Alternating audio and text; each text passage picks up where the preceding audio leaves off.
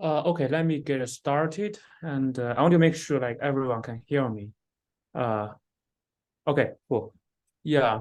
So this is a session. I guess it's scheduled for 1 hour, but I don't think I will occupy you so much time. So basically, I will introduce my research works, and of course introduce myself, and go through some like previous works so that you can have a taste of my research direction, my research like tasting and all these things. And I will also briefly describe my expectation of future students. Okay, let me get started. Okay, so I'm doing something about it's so-called real machine, and I'm doing real machine programming and anti-programming. And real machine programming is just another fancy term of like vulnerability exploitation, another fancy term of cyber attack. And the real machine anti-programming is to refers to design protections to prevent exploitation, prevent real machine programming. Okay, so let me first introduce myself. My name is Yueqi Chen, and I know it's difficult for many people to pronounce my first name. So if you take Q as SH, that will be very close. You can pronounce it as Yueqi, or anyway, but I will take it. Yeah, and this is my homepage, and you can click this link and see more information about myself. I use Twitter, and actually I have over 600 followers on Twitter. As far as I know, I have the most follows among all faculty members here.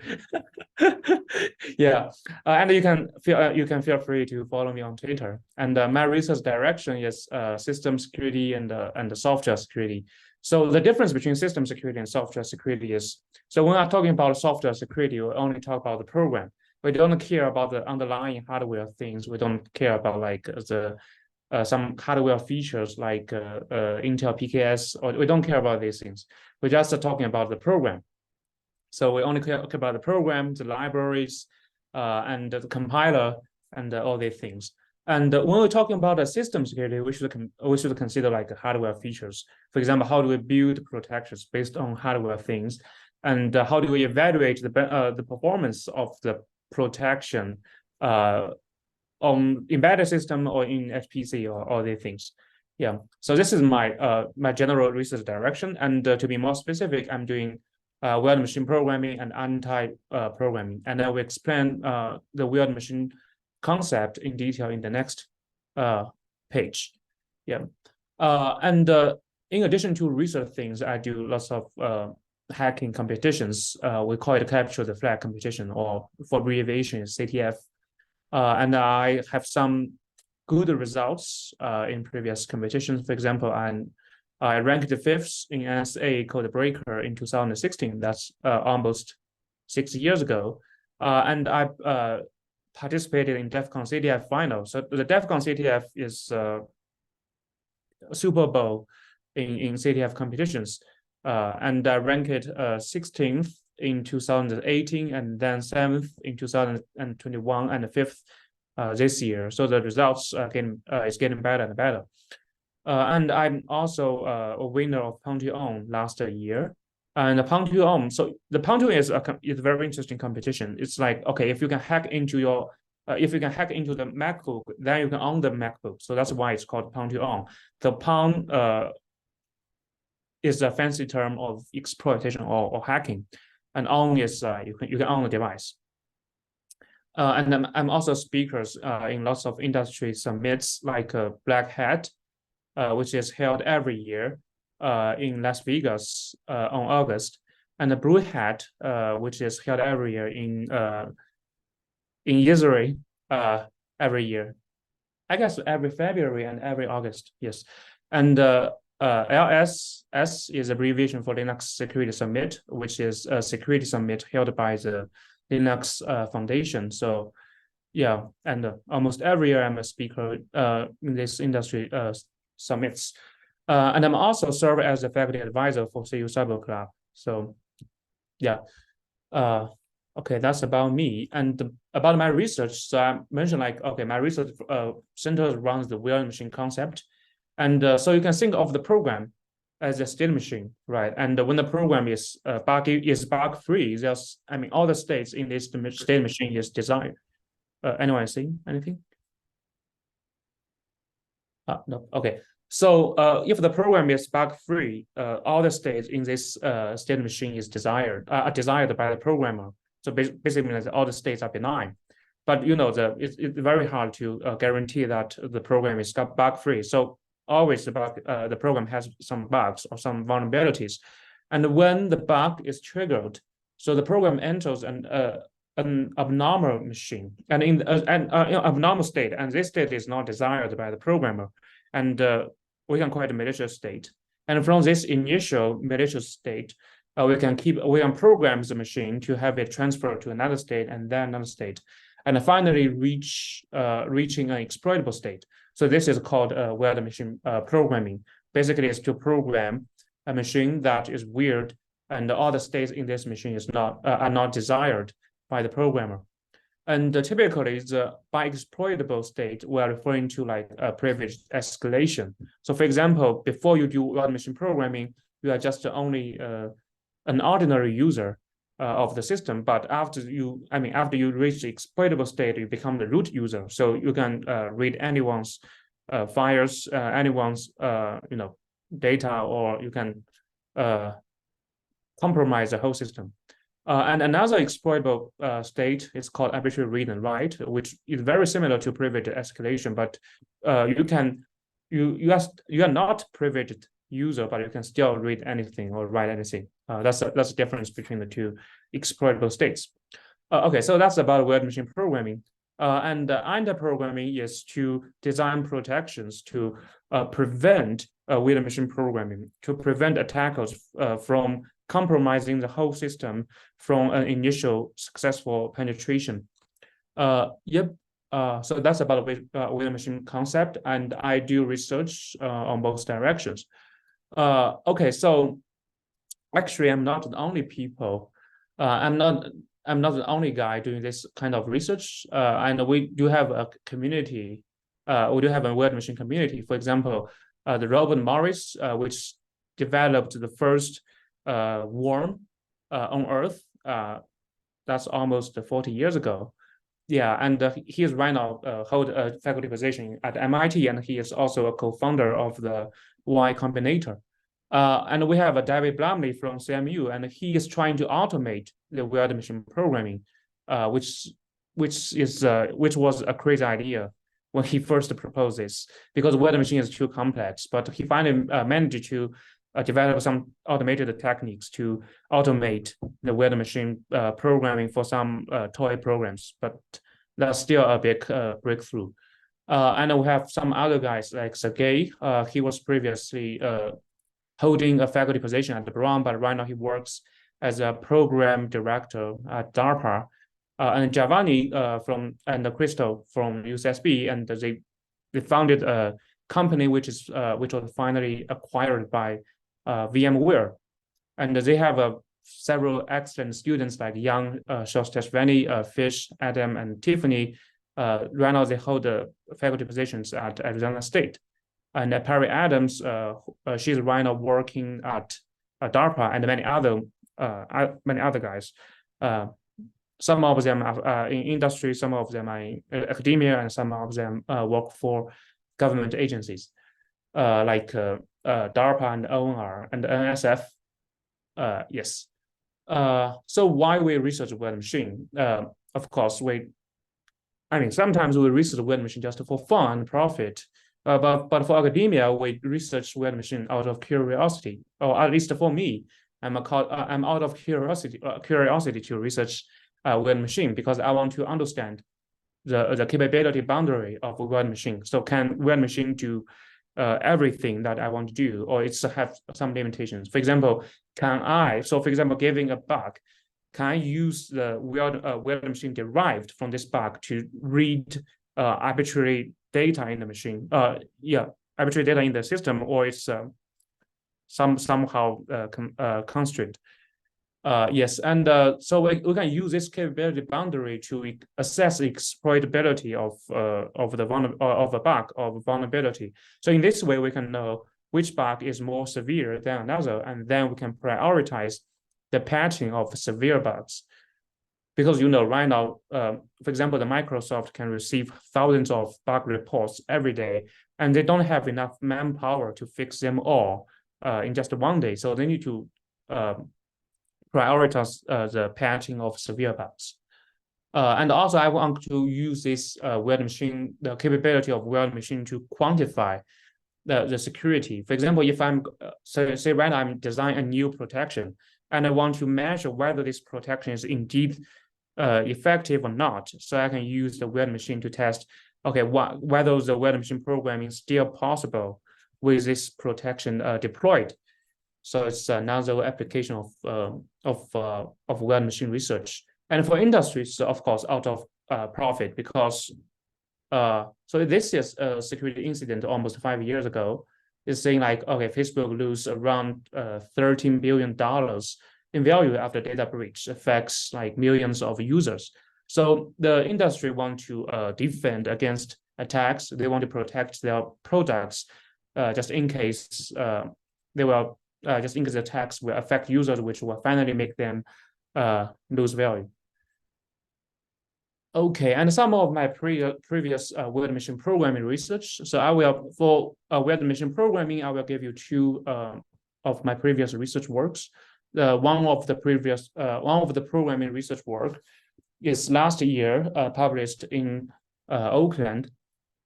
By the way, we call this conference IEEE Security and Privacy as Oakland because it's held every year in San Francisco. Oh, that's weird. Why is it not called San Francisco? Because many years ago, this conference was held in Oakland, but later they moved to San Francisco. But anyway, we still call it Oakland right now. And this work, so you can see this work is quite complicated. It takes a cross report as an input and do some like complex program analysis, static analysis, dynamic analysis, kernel instrumentation, and some customized fuzzing, and finally to generate a POC. And this work is trying to understand. So, okay, in this diagram, I show like if you want to trigger the weird machine, you can trigger the vulnerability and enter the weird machine. And this research trying to answer whether there are multiple entries into the weird machine.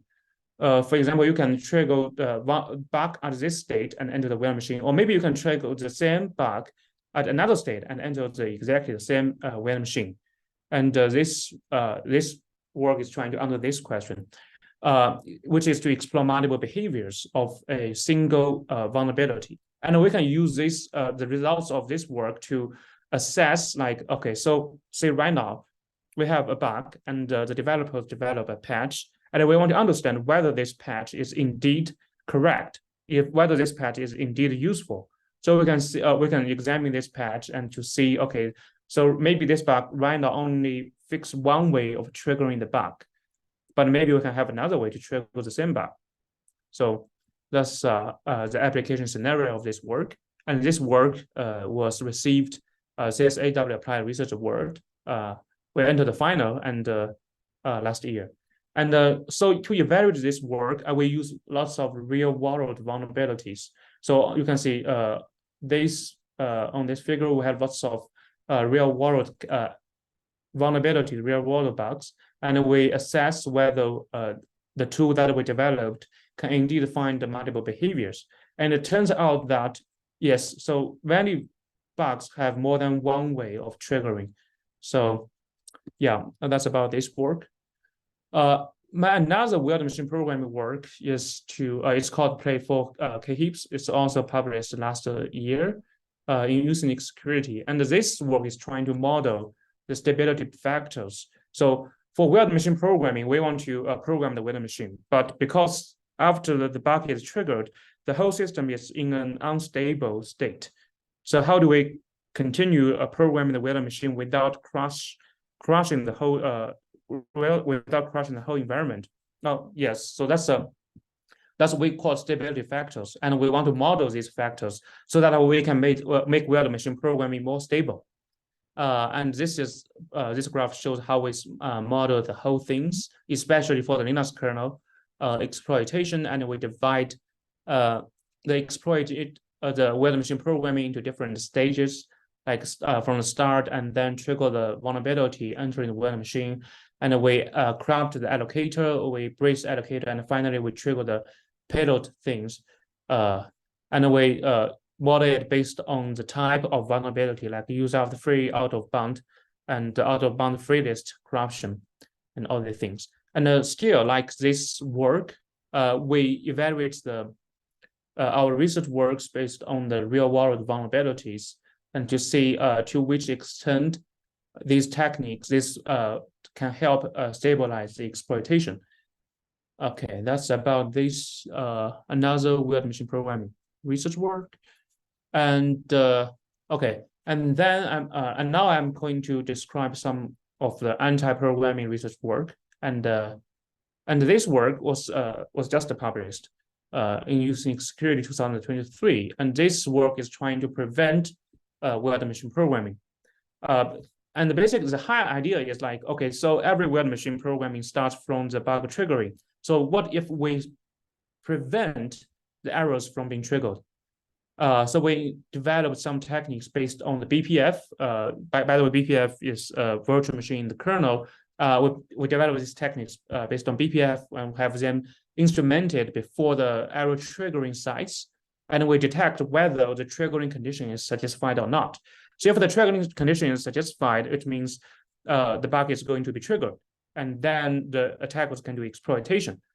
And we inject the check before the error sites, so we can tag, okay, if the triggering condition is satisfied, we'll skip the error triggering. We return directly back to the user space. So in this way, the errors won't be triggered.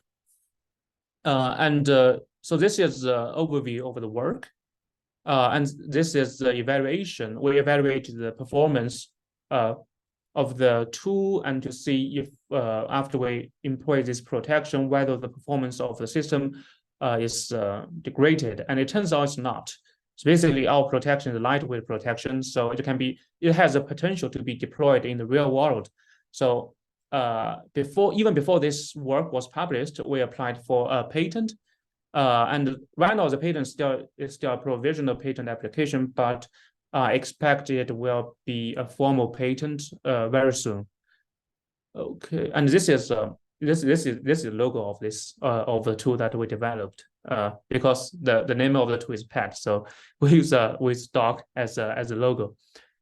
And another anti-programming research is called SEEK. I'm still working on this project, and this SEEK will be submitted next week. And this work is trying to develop a secure allocator for the OS kernel. But still, before we submit this work, we are trying to merge it to the Linux kernel so that we can make some real world impact. So my research, my criteria or my research tasting is we don't just publish some dummy research academia papers. We want to make some real world impact. So that's why I always trying to merge some protections into the Linux kernel, because once it's merged to the upstream, it has a potential to be deployed around the world. And the technical wise is like, okay, to design this security allocator, we still relies on the BPF things, because the BPF is safe, efficient, and expressive. And we evaluate the security improvement of this security allocator using real world exploitations. And we have some comparison here. So you can see if it's just a circle, it means it doesn't work. And if we have a dot here, it means it works. So you can see SEEK outperforms all existing approaches. So that's why I have a confidence to have it merge with Linux. And actually we have some results about the overhead of SEEK, and don't have enough space to show the overhead here. But basically, the overhead of SEEK is almost zero. Yeah. Okay, so that's some of my previous works, some weird machine programming works, some weird machine anti-programming works. And my expectation of future students is I want the students to be self-motivated. And by self-motivated, I mean the students should have should have ambition. So for example, students say, okay, I want to become a real world hacker. I want to play in DEF CON CDF. I want to be a black hat speaker or all these things. So right now, actually, I have a student. He just joined the lab, and he is able to, I mean, get some publications and become a black hat speaker this summer in just half a year. So I think he's a great model for everyone. Yeah, and okay, so one is ambition, and another is interest. Is whether is like whether I just want to know the answer of the question. So, for example, I just want to know whether pad is lightweight enough. I just want to know whether pad works for every vulnerabilities, real world cases, and all these things. Okay, and about technical background. So obviously, my research is engineering heavy. So I want the students to have a very strong technical background, and I I justify, I evaluate the student's technical background based on whether you have experience CTF, rich experience in CTF competition, especially in reverse engineering and in PON. PON is just another term for exploitation. And whether you have enough knowledge in low-level system programming. For example, are you familiar with FPGA? Are you familiar with operating system? Are you familiar with some like hardware features like PKS and all these things? And also, because my research is engineering heavy, so I do expect my students to be durable. And by durable means like, okay, so I have to write like codes for like for a month, and you evaluate for example, the performance of your protection, and find that okay, the overhead is fucking high, and you won't crack under such pressure and failure. So, yep, I think I've finished all things that I want to talk about on these slides. So now it's a Q&A session. Anyone has any question that you want to ask?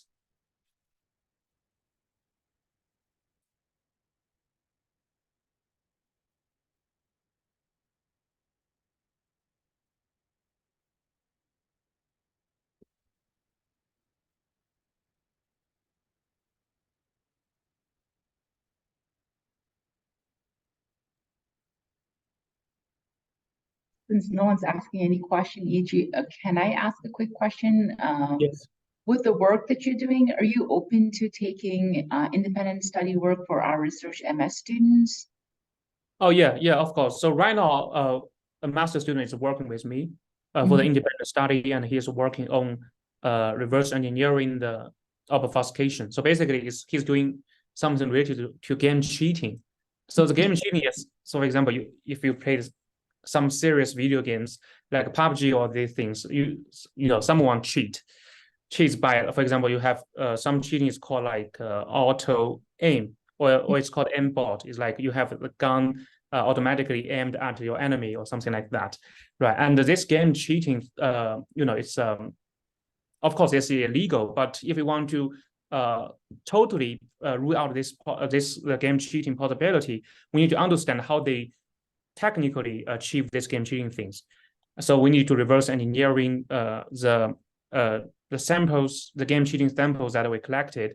But these game cheating things are kind of like, we call it obfuscate. So these game cheating tools are obfuscated with some advanced techniques. So if we want to reverse engineering them, we need to break the obfuscation. So that's I have one master student working with me right now. He's trying to reverse game cheating with obfuscation. Yes. So would students just reach out to you directly on your email if they're interested? Yeah. You can directly reach out to me through email. Yeah, I just wanted to know because I'm sure there are students who might be interested. Anyway, anyone else has any questions? Feel free to unmute yourself and ask.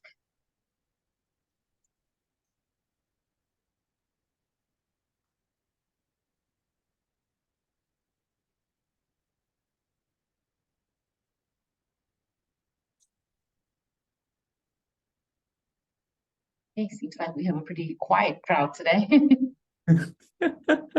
And if you, I mean, if you don't have chance to ask a question or just you know, you can reach out to me through the email or you can come to my office. I will be in office every weekday from like 10 a.m. to 5 p.m. Okay, sounds great. Guess it was pretty, as you said, that you wouldn't be using an entire hour. I think if students don't have any questions, I think we can call it a day, definitely. Yep. Okay. Thank you so much, Yueqi. Yep. No problem. My pleasure. Bye. Bye.